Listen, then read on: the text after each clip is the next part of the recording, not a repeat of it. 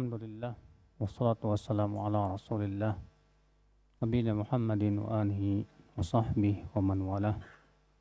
Asyhadu an la ilaha illallah wahdahu la syarikalah wa asyhadu anna Muhammadan abduhu wa rasuluh. Qala Allah ta'ala fi kitabihil karim, ya ayyuhalladzina amanu taqullaha haqqa tuqatih wa la tamutunna illa wa antum muslimun, amma ba'd. Kita lanjutkan ayyul ikhwah di ayat 233. Allah Ta'ala berfirman, wal walidatu yurdi'na auladahunna haulaini kamilain. Wal walidatu, dan para ibu, yurdi'na, menyusui, auladahunna, anak-anak mereka, haulaini kamilain, 2 tahun yang sempurna. Ya, 2 tahun yang sempurna. Liman arada an yutimma ar-radha'ah, bagi orang yang ingin menyempurnakan susuan. Dan nanti Syekh Utsaimin akan menjelaskan ya bahwa apakah wajib 2 tahun ataukah boleh lebih atau boleh kurang, nanti beliau akan jelaskan dalam faidah-faidah. Wa 'alal mauludi lahu, dan atas al mauludi lahu, itu atas ayah, sang ayah, ayah si anak, rizquhunna wa kiswatuhunna bil ma'ruf, itu memberikan rezeki kepada wanita yang menyusui anaknya, wa kiswatuhunna, dan memberikan pakaian mereka bil ma'ruf, sesuai dengan uruf. Bil ma'ruf artinya sesuai dengan apa? Uruf, dengan kebiasaan yang ada. Dan nanti juga akan dijelaskan ya apa yang dimaksud dengan sesuai dengan kebiasaan. La tukallafu nafsun illa wus'aha, jiwa tidak dibebani kecuali sesuai dengan kemampuannya. La tudharra walidatun biwaladiha, dan tidak boleh sang ibu memberikan mudarat kepada anaknya. Wala mauludun lahu biwaladih, dan tidak boleh juga sang ayah memberikan mudarat kepada anaknya. Itu menunjukkan akan kasih sayang Allah yang luar biasa. Wa 'alal warithi mithlu dzalik, dan atas pewaris mithlu dzalik, mendapatkan seperti itu juga. Itu jadi ikhtilaf para ulama siapa yang dimaksud dengan al-waris di sini. Ini pewaris. Ya, Syekh Utsaimin tidak menyebutkannya dalam kitab ini. Namun Ibnu Jarir At-Tabari dan yang lainnya menyebutkan ini tentang perselisihan para ulama apa yang dimaksud dengan al-waris, pewaris di sini. Sebagian ulama dan pendapat kebanyakan ulama mengatakan artinya warithus sabi, itu pewaris si anak. Apabila ya ayahnya meninggal dunia, otomatis kan ketika ayahnya meninggal dunia, ya, karena ketika ayahnya masih hidup, kewajiban sang ayah untuk memberikan nafkah kepada si anak, demikian kepada ibunya si anak. Nah, ketika si ayah sudah meninggal dunia, maka kewajiban memberikan nafkah ini berpindah kepada siapa? Pewaris. Namun para ulama berbeda lagi, siapa yang dimaksud dengan pewaris di sini? Sebagian mengatakan yaitu ahlul asabah. Ahlul apa? Asabah, dalam ilmu waris itu asabah biasanya laki-laki, Pak. Sebagian mengatakan ya semua pewaris, baik dari kalangan laki-laki maupun wanita. Dan ini yang lebih mendekati kebenaran, wallahu a'lam. Ya, kenapa? Karena Allah memutlakkan atas pewaris. Wa 'alal waris, ini pendapat yang pertama. Bahwa yang dimaksud dengan al-waris yaitu pewaris si anak. Pendapat yang kedua, yang dimaksud dengan al-waris adalah si anak itu sendiri. Karena si anak adalah pewaris ayahnya. Ya. Wa 'alal warisi mithlu dzalik, dan atas pewaris itu mithlu dzalik, seperti itu juga. Apa yang dimaksud dengan seperti itu juga? Di atas pendapat pertama yang mengatakan bahwa al-waris itu adalah pewaris si anak, maka maksudnya adalah ya bahwa pewaris si anak juga mempunyai kewajiban untuk memberikan nafkah sepeninggal ayahnya. Dan atas pendapat yang mengatakan bahwa al-waris itu artinya si anak itu sendiri, artinya wa 'alal warisi mithlu dzalik, dan atas si anak itu mendapatkan apa? Nafkah yang sama juga. Sebagian ulama mengatakan artinya atas si anak itu juga ya mendapatkan hak untuk tidak diberikan mudarat. Iya. Fa in arada fisala, dan apabila keduanya yaitu ayah dan ibunya menginginkan untuk fisal. Fisal itu artinya menghentikan persusuan, menghentikan susuan. Antara minhuma, dengan keridhaan dari kedua belah pihak, dari pihak ayah maupun pihak apa? Ibu, dua-duanya harus ridho. Wa tasyawur, dan musyawarah.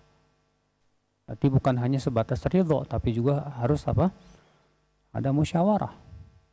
Dan sudah pernah kita sebutkan kemarin bahwa musyawarah dalam hukum musyawarah itu pada asalnya wajib. Karena Allah memerintahkan, Allah berfirman, wasyawirhum fil amr, ajak mereka bermusyawarah.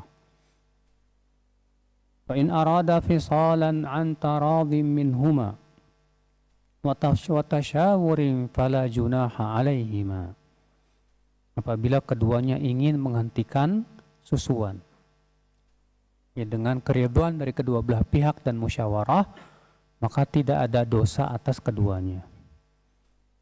Ya. Wa in aradtum an tastardi'u auladakum, dan jika kalian hendak mencari wanita lain yang hendak menyusukan si anak itu, mungkin misalnya karena si ibunya tidak keluar ASI-nya ya, sehingga ya atau ibunya ya ada penyakit dan yang lainnya dari penghalang-penghalang yang lainnya, sehingga mencari ibu apa? Susuan.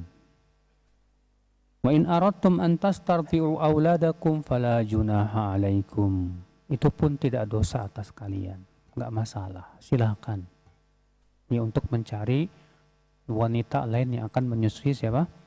Si anak, yang tentunya status si anak menjadi si ibu tersebut menjadi apa? Ibu susuan. Dan disebutkan dalam hadis, yahrumu minar radha'ah ma yahrumu minan nasab.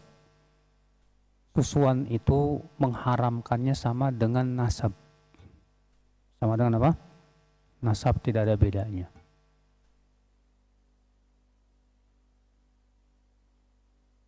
Fala junaha alaikum, tidak mengapa untuk kalian untuk mencari wanita yang akan menyusui si anak itu, idza sallamtum ma ataitum bil ma'ruf, apabila kalian memberikan ya apa yang kalian berikan dengan cara yang ma'ruf. Artinya kalian memberikan upahnya ya kepada wanita yang menyusui si anak tersebut ya dengan cara yang ma'ruf, artinya sesuai dengan kebiasaan.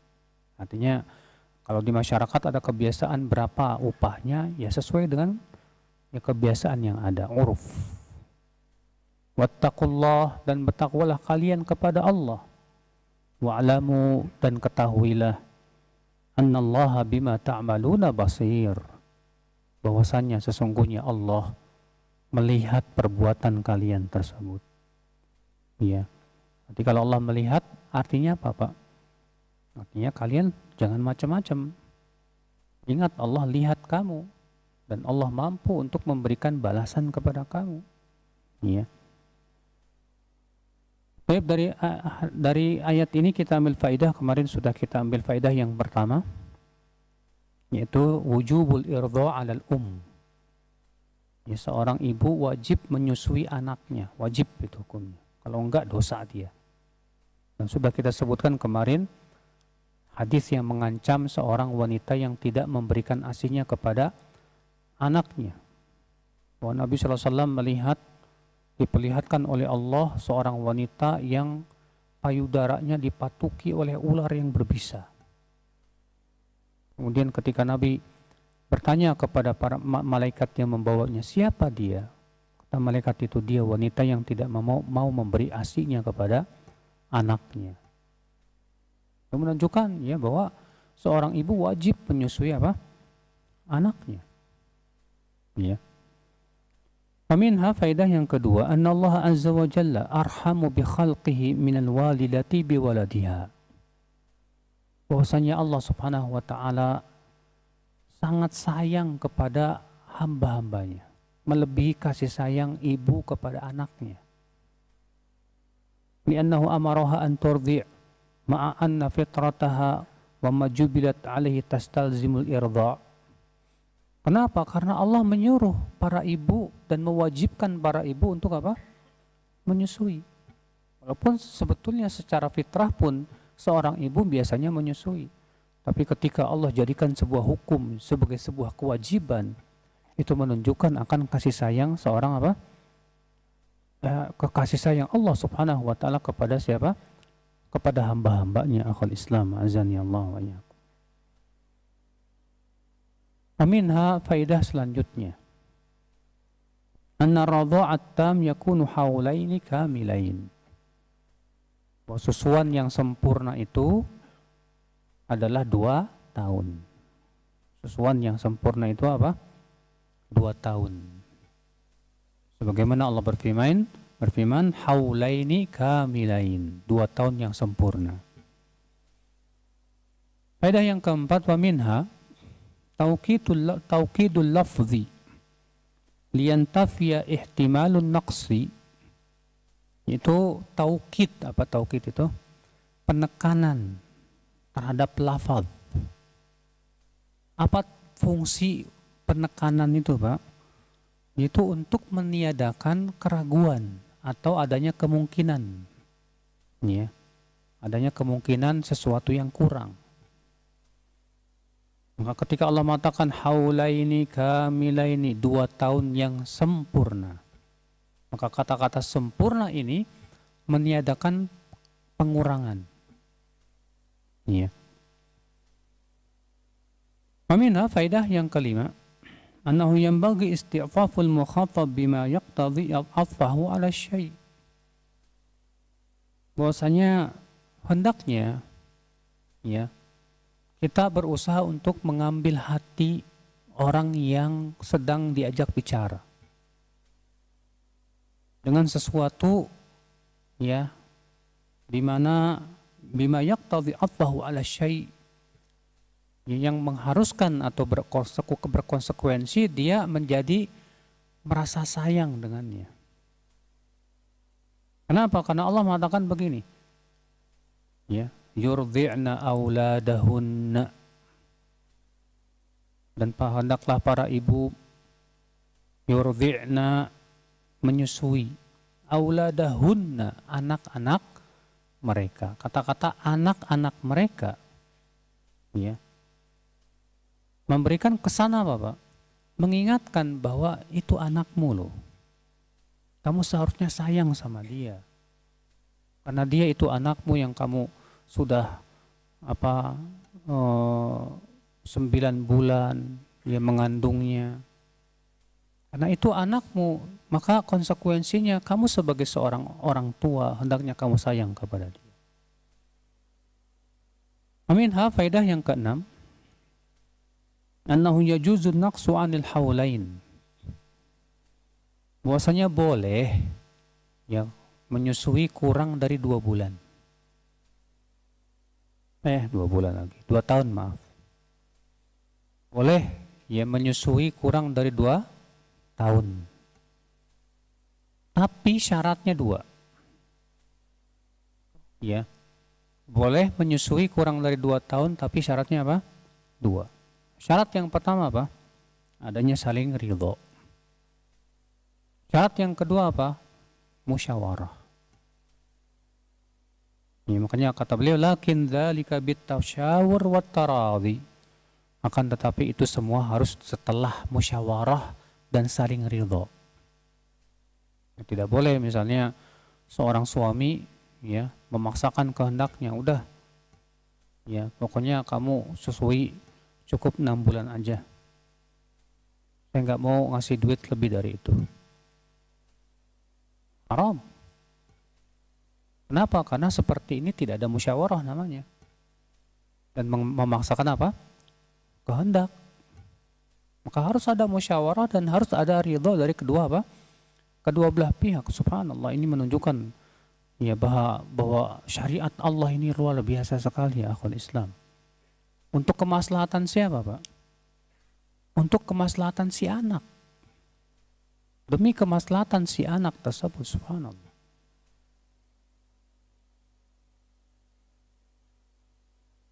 Kata beliau, liqaulihi ta'ala, ini berdasarkan firman Allah Ta'ala, liman arada an yutimma radha'ah. Bagi mereka yang ingin menyempurnakan apa? Susuan. Lakin yajibu an na'lam anna al-itmama taratan yakunu wajiban idza tarattaba ala tarki ikhlal biwajib. Ya. Akan tetapi hendaknya kita ketahui, kata beliau, bahwa menyempurnakan susuan terkadang wajib hukumnya. Menyempurnakan susuan terkadang hukumnya apa? Wajib. Kapan? Itu apabila menimbulkan ikhlal biwajib. Itu meremehkan kewajiban. Wa taratan yakunu min babil kamal, dan terkadang hukumnya tidak wajib. Tapi itu hukumnya sunnah, kesempurnaan. Ya sebagaimana dalam firman Allah tadi, liman arada an yutimar radha'ah. Faedah yang ketujuh ya akhi, ar-raddu 'alal jabariyah. Bantahan terhadap kaum Jabariyah. Siapa sih Jabariyah itu, Pak? Ada yang tahu siapa kaum Jabariyah? Ada yang tahu nggak? Siapa kaum Jabariyah? Ada yang tahu? Jabariyah adalah kaum firqah yang meyakini bahwa manusia itu tidak punya pilihan. Manusia tidak punya apa? Pilihan. Semua sudah ditakdirkan oleh Allah dan manusia ya tidak punya pilihan. Jika menurut kaum Jabariyah, orang yang berbuat maksiat dia sudah melaksanakan, sudah mengikuti takdir udah. Manusia tidak punya pilihan, karena tidak punya pilihan ya sudah, orang yang berbuat maksiat tidak boleh disalahkan. Orang yang mencuri tidak boleh dipotong tangan. Orang yang berzina tidak boleh dirajam. Kenapa? Ya sudah takdir. Ya. Iblis tidak boleh disalahkan. Kenapa? Karena sudah takdir. Ini mengerikan kaum Jabariyah itu ya. Ya. Maka ya karena orang-orang Jabariyah ini meniadakan pilihan kepada manusia, sehingga akhirnya mereka meniadakan syariat. Makanya kata para ulama, kaum Jabariyah itu lebih berbahaya daripada kaum Qadariyah. Kalau Qadariyah kan menolak adanya takdir. Tapi kaum Jabariyah, akibat keyakinan mereka tersebut, akhirnya apa? Ya, mereka menolak semua peraturan. Kenapa? Hanya karena berhujah dengan apa? Takdir. Takdir semuanya. Maka kata beliau, ayat ini membantah kaum Jabariyah, karena Allah berfirman, liman arada an yutimma radha'ah. Bagi orang yang ingin menyempurnakan apa? Susuan. Bagi orang yang menyempurnakan susuan. Ini Allah kenapa wal jabariyah yaslubunal insan iradatahu wa qudratahu wa ikhtiyarahu. Karena kaum Jabariyah itu meniadakan keinginan buat manusia dan pilihan untuk manusia. Sedangkan Allah mengatakan liman arada, bagi orang yang ingin untuk menyempurnakan apa? Susuan. Faedah yang ke-8, annal walad hibatun lil walid. Bahwa anak itu pemberian dari Allah kepada orang tua, kepada ayah. Kenapa? Karena Allah mengatakan wa 'alal mauludi lahu. 'Alal mauludi lahu. Dan atas yang dilahirkan untuknya. Sehingga sebagian ulama beristimbat dari ayat ini, ya, bahwasanya ala annal walid muhubun lahu. Bahwasanya ayah itu diberi oleh Allah anak. Maka dari itulah Rasulullah SAW mengatakan anta wa maluka li abika. Kamu dan harta kamu milik ayahmu. Kenapa? Karena ayah anak itu pemberian Allah kepada ayah. Berarti menjadi milik siapa? Menjadi milik ayah. Ya. Faedah yang selanjutnya anna qad yakunu li syai'al wahid sababan. Terkadang sesuatu itu memiliki dua sebab. Terkadang sesuatu itu memiliki dua sebab. Contoh di sini. Ya. Allah Subhanahu wa taala mewajibkan seorang ayah untuk memberikan rezeki dan memberikan pakaian. Ya, memberikan rezeki dan memberikan apa? Pakaian. Kata beliau farizqu wal kiswah huna lahuma sababan. Pemberian rezeki atau nafkah, demikian pula memberikan pakaian itu memiliki dua sebab. Apa dua sebab itu? Sebab yang pertama sebab menyusui. Dan sebab yang kedua sebab adanya apa? Ikatan suami istri. Nah, kalau ternyata sebab yang satu hilang, masih ada sebab yang lain. Contoh misalnya, kalau ibu si anak ini diceraikan oleh suaminya. Ketika si ibu ini masih menyusui anaknya, suaminya menceraikannya. Berarti sebab yang pertama sebagai istrinya sudah hilang. Tapi masih ada kewajiban sebab yang kedua. Apa itu? Radha'ah, susuan tadi. Maka seorang suami tetap wajib memberikan rezeki atau nafkah kepada istrinya yang sudah dicerai yang sedang menyusui. Walaupun sudah bain. Walaupun sudah apa? Sudah bain.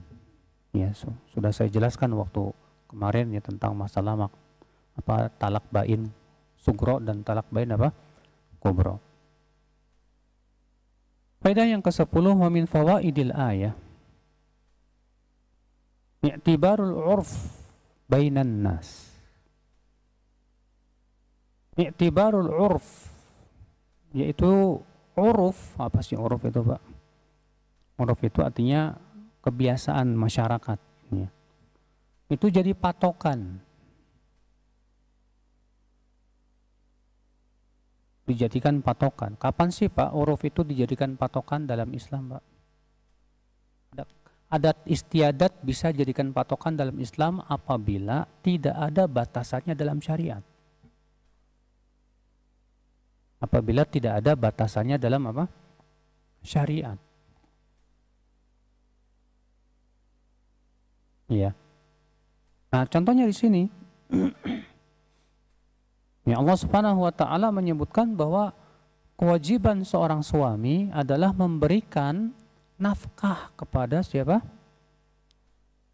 Yang menyusui anaknya. Lalu Allah mengatakan bil ma'ruf, dengan sesuai uruf. Artinya jumlah nafkah yang diberikan tersebut sesuai dengan kebiasaan yang ada di masyarakat. Itu menunjukkan bahwa batasannya diserahkan oleh Allah kepada apa? Kebiasaan yang ada. Ya. Berapa banyak ya akhi hukum-hukum syariat yang ternyata Allah tidak memberikan batasannya. maka pada waktu itu batasannya dikembalikan kepada apa? Kebiasaan masyarakat yang ada. Itu pun dengan syarat, kata Syekh Utsaimin, wa hadza ma lam yukhalifis syar'a. Ini pun juga syaratnya tidak bertabrakan dengan syariat. Syaratnya tidak bertabrakan dengan syariat. Ya. Wa minha faidah yang ke-11. Annahu yajibu 'alal mauludi lahu rizquhunna wa kiswatuhunna bil ma'ruf. Wa yarji'u ila al-'urfi naw'i rizqi wa kamiyati wa kayfiyati wa kadzalika al-kiswah. Ya, bahwa seorang ayah wajib memberikan nafkah dan pakaian ya kepada ibu yang menyusui anaknya dengan cara yang ma'ruf, artinya kembali kepada uruf di dalam besar kecilnya nafkah, demikian pula pakaian ya dan yang lainnya sebagaimana sudah kita jelaskan tadi. Faedah selanjutnya ya akhi wa minha wujubul infaq 'alal mauludi lahu min zaujin aw ghairihi lil murdi. Wajib seorang ayah ya memberikan apa? Nafkah, wajib itu. Kepada siapa? Kepada ibu yang menyusui si anak. Kalau ternyata si ayah sudah meninggal dunia, maka kewajiban memberikan nafkah berpindah kepada siapa? Kepada pewaris. Iya.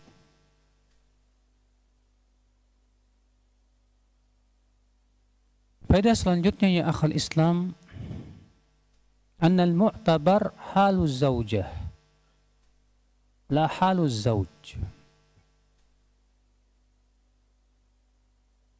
Terjadi ikhtilaf para ulama ketika memberikan nafkah. Kan tadi sudah kita sebutkan bahwa seorang ayah wajib memberikan nafkah kepada siapa, Pak? Kepada ibu yang menyusui, ya kan? Nah, besar kecilnya nafkah ini melihat kepada keadaan istri atau melihat kepada keadaan suami. Paham tidak? Besar kecilnya nafkah ini melihat kepada keadaan istri atau melihat kepada kemampuan suami. Ya. Kata beliau,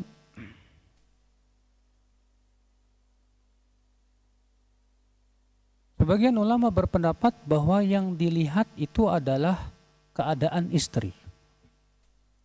Keadaan siapa? Istri.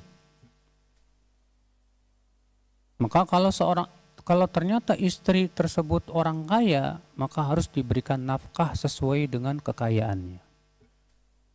Sesuai dengan keadaannya dia sebagai orang kaya, maksudnya begitu. Iya.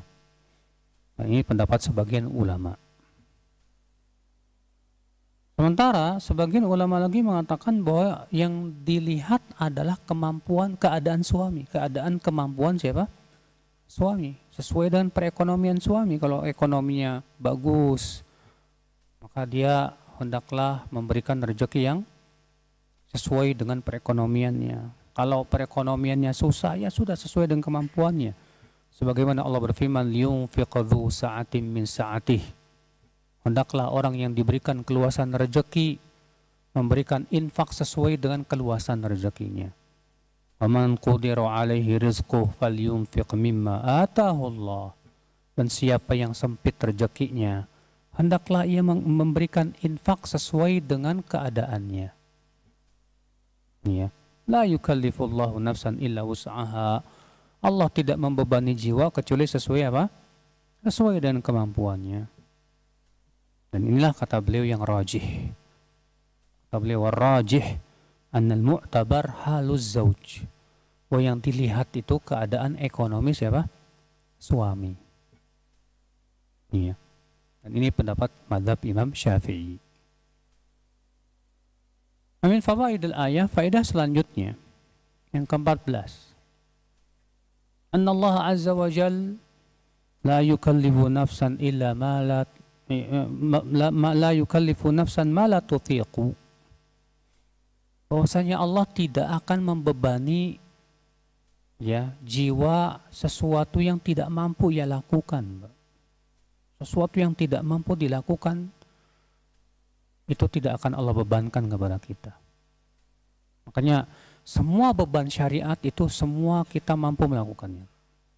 Kalau ternyata tidak mampu, Allah maafkan. Iya. Puasa, semua orang bisa mampu nggak puasa, Pak? Mampu. Tapi kalau misalnya ada orang yang nggak mampu karena sakit, ya Allah maafkan tidak? Artinya boleh nggak dia tidak puasa? Boleh. Namun dia wajib mengqadha ketika sudah sehat nanti setelah Ramadan. Ya. Demikian pula, semua pembebanan syariat itu mudah sebetulnya mampu dilakukan oleh kita ya akhwal Islam, azanillah wa yakum. Yang bikin berat itu bukan syariatnya, Pak. Kalau syariat Allah itu ringan sebetulnya mudah. Tapi yang bikin berat itu maksiat yang ada di hati kita. Ya. Sholat mudah, tapi bagi pelaku maksiat sholat berat. Beramal saleh mudah sebetulnya, tapi bagi pelaku maksiat berat. Ya. Ikhwatul Islam, azani Allah wa yakum. Wa yatafarra ala hadhil faidah, dari faidah ini kita ambil ya pemahaman apa? Bayan rahmatillahi azza wa jal. Itu menunjukkan bahwa Allah sayang kepada hamba-hambanya. Di mana Allah tidak memberikan beban kecuali sesuai apa? Kemampuan masing-masing, Masya Allah. Ya. Amin fawaidil ayah, faidah selanjutnya yang ke-15. Tahrimul mudhar. Haramnya memberikan mudarat kepada orang lain. Karena Allah berfirman, la tudharra walidatun biwaladiha wala mauludun lahu biwaladih. Tidak boleh ya seorang ibu memberikan mudarat kepada anaknya. Demikian pula seorang ayah tidak boleh memberikan mudarat kepada anaknya. Seorang ibu tidak boleh memberikan mudarat kepada anaknya dengan tidak mau menyusuinya. Seorang ayah juga tidak boleh memberikan mudarat dengan tidak mau menafkahinya. Iya. Makanya dalam Islam, semua yang sifatnya mudarat haram. Nggak boleh. Bahkan kalau ibadah atau kita melakukan sunnah malah memberikan mudarat kepada orang lain, maka ya, kita tidak boleh melakukan. Ya, antum baca Quran keras-keras mengakibatkan apa?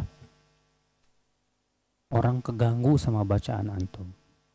Dilarang oleh Rasulullah SAW mengeraskan bacaan saat itu. Antum misalnya sedang sholat nih ya, karena saking dempet-dempetnya, akhirnya kalau antum duduknya tawaruk, ya kasihan orang. Jangan paksain tawaruk, ini kan sunnah. Biarin aja orang mau sakit kayak bodo amat. Ya nggak boleh seperti itu. Makanya ada dalam syariat kaidah mengatakan apa? Darul mafasid muqaddam ala jalbil masalih.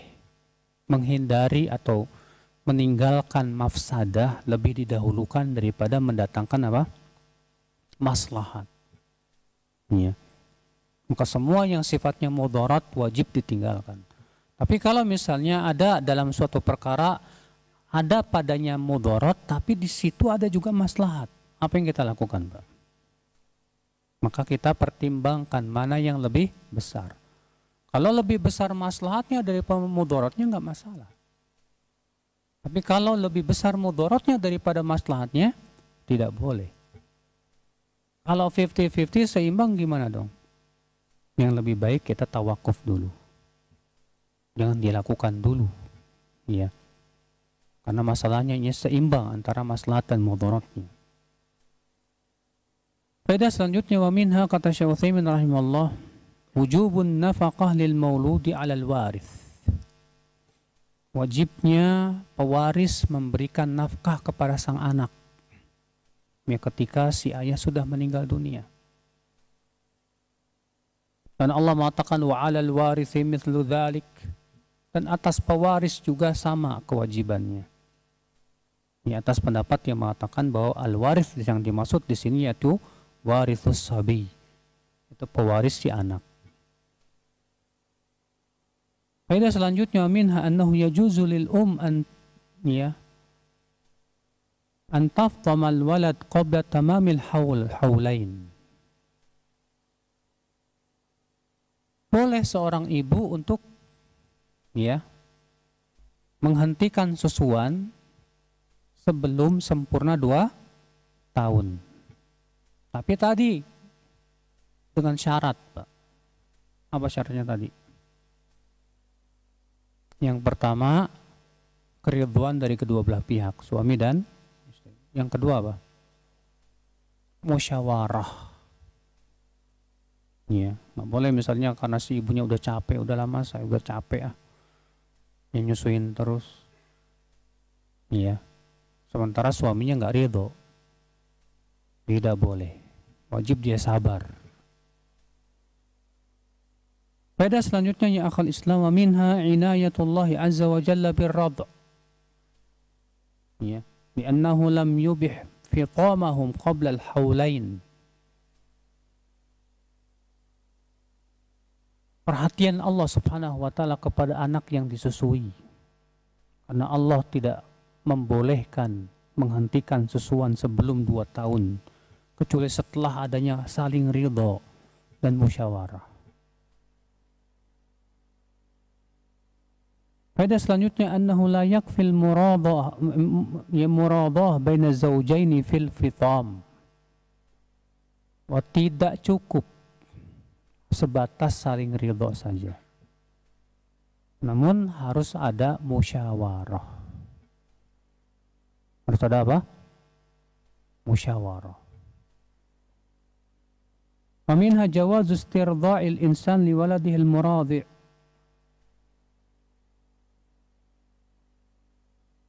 Faedah selanjutnya, bolehnya meminta wanita selain ibunya untuk menyusui siapa?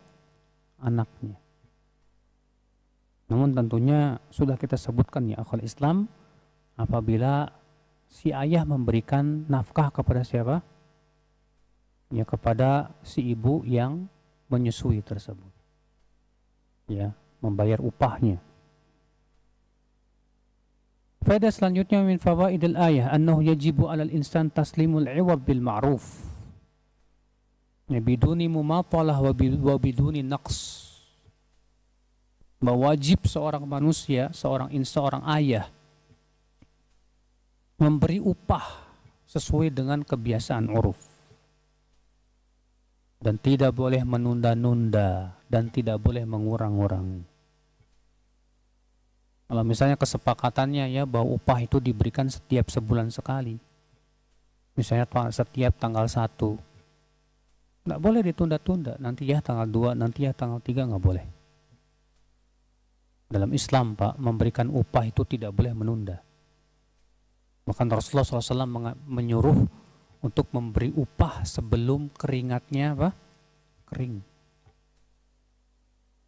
Makanya kalau antum punya pekerja dan antum menunda pemberian upah, zalim antum sama mereka.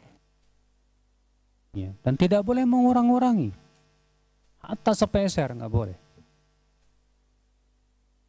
Aminha faedah selanjutnya ya akhal Islam wujub taqwallah. Wajibnya bertakwa kepada Allah Azza wa Jalla. Karena Allah berfirman wattaqullah, bertakwalah kalian kepada Allah.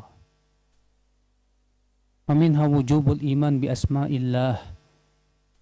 Faedah selanjutnya yaitu wajibnya beriman kepada nama-nama Allah Azza wa Jalla. Wa ma tadammanathu minas sifat, dan sifat yang terkandung dalam nama tersebut. Karena Allah berfirman wa'lamu annallaha bima ta'maluna basir. Ketahuilah ya bahwasanya Allah melihat perbuatan kalian. Ya. Maka wajib kita imani bahwa Allah Maha melihat, Pak. Dan di antara sifat Allah bahwa Allah punya sifat melihat. Faminha faedah selanjutnya at-tahdhir min mukhalafati amrillah. Itu pewaspadaan, jangan sampai menyelisihi perintah Allah Azza wa Jalla.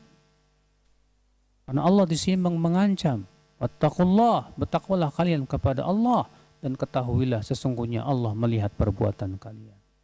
Maka seakan Allah mewanti-wanti waspada kalian. Jangan sampai kalian menyelisih perintah Allah karena Allah melihat perbuatan kalian itu. Faminha umumu ilmillah bikulli ma na'mal.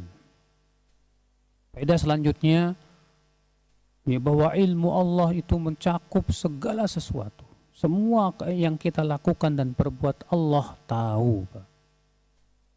Walaupun manusia tidak ada yang tahu, tapi Allah tahu. Ini keyakinan ini yang harus selalu kita kuatkan, Pak. Ya, terutama ketika kita sendirian. Ketika nggak ada orang yang lihat, kita berada di kamar sendirian. Terkadang saat itu, Masya Allah, banyak di antara kita keimanan kita kepada Allah kurang, Pak. Ya, kita lebih takut kepada CCTV daripada kepada Allah. Makanya sebagian ulama mengatakan apa? La taj'alillah ahwan man yanzuru ilaik. Jangan kamu jadikan Allah yang paling hina yang mengawasi diri kamu. Kalau diawasi CCTV takut. Kalau diawasi sama tentara takut. Diawasi sama polisi takut. Tapi kalau diawasi sama Allah gak takut sama sekali. Oleh musibah orang seperti ini akal Islam, ya. Sallallahu salamatu wal afiyah. Aminha faedah selanjutnya isbatu basarillah. Penetapan bahwa Allah melihat. Ini merupakan sifat Allah Azza wa Jalla. Baik, kita lanjutkan ayat berikutnya. Ayat 2, 3, 4. Allah Ta'ala berfirman وَالَّذِينَ يُتَوَفَّوْنَ مِنْكُمْ وَيَذَرُونَ أَزْوَاجًا يَتَرَبَّصْنَ بِأَنفُسِهِنَّ أَرْبَعَةَ أَشْهُرٍ وَعَشْرًا فَإِذَا بَلَغْنَ أَجَلَهُنَّ فَلَا جُنَاحَ عَلَيْكُمْ فِيمَا فَعَلْنَ فِي أَنفُسِهِنَّ بِالْمَعْرُوفِ Wallahu bima ta'maluna khabir. Dan orang-orang yang diwafatkan di antara kalian, ya, yang dimaksud yaitu para suami yang wafat, dan mereka meninggalkan para istri. Artinya seorang suami meninggal dan meninggalkan istri, maka hendaklah istri itu menunggu selama 4 bulan 10 hari. Artinya masa iddah. Ya. Kecuali bagi wanita hamil. Adapun yang bukan hamil maka masa iddahnya berapa? 4 bulan 10 hari. Dia beriddah. Apa yang dilakukan oleh wanita yang beriddah, Pak? Tidak boleh bersolek. Ya, nggak boleh keluar rumah kecuali kalau ada keperluan. Kalau ada keperluan boleh nggak? Boleh, nggak masalah. Ini sebagaimana disebutkan dalam hadis Nabi Shallallahu Alaihi Wasallam, bahwa ada seorang wanita yang sedang masa iddah keluar rumah menuju kebunnya untuk mengambil kurma. Rupanya di perjalanan ketemu seorang sahabat. Kata sahabat ini, kamu mau kemana? Bukannya kamu masih iddah? Aku mau ke kebun mau ngambil kurma. Pulang kamu. Iya. Akhirnya dia mengadu kepada Rasulullah Sallallahu Alaihi Wasallam. Apa kata Rasulullah? Tidak apa-apa, silahkan kamu keluar ya ke kebunmu untuk mengambil kurmamu. Barangkali kamu bisa bersedekah dengannya. Sehingga dijadikan istimbat oleh para ulama, dan hadisnya di dalam Abu Daud ya, dalam Sahih Sunannya, bahwa berarti itu menunjukkan bahwa wanita yang masih masa iddah boleh keluar rumah kalau ada kebutuhan. Sebagian ulama ada yang memberikan batasan, boleh di waktu siang saja. Adapun di waktu malam tidak boleh. Namun pembatasan ini tidak ada dalilnya. Iya. Yang jelas boleh kalau ada apa? Keperluan. Iya. Allah mengatakan walladzina yatawaffawna minkum, dan orang-orang yang wafat di antara kalian, wa yadharuna azwajan yatarabbasna bi anfusihinna arba'ata asyhuri wa asyra, dan mereka meninggalkan para istri, maka hendaklah para istri itu menunggu, ya, beriddah 4 bulan berapa? 10 hari. Dan ingat ya, selama 4 bulan 10 hari ini tidak boleh menerima pinangan. Nggak boleh apa? Nah, antum terkadang karena waduh janda cantik ini ya, takut dipinang orang ya, belum selesai iddah udah nyampek duluan, nggak boleh, haram ya. Udah azan. Baik, wabillahi taufik, kita lanjutkan. Assalamualaikum warahmatullahi wabarakatuh.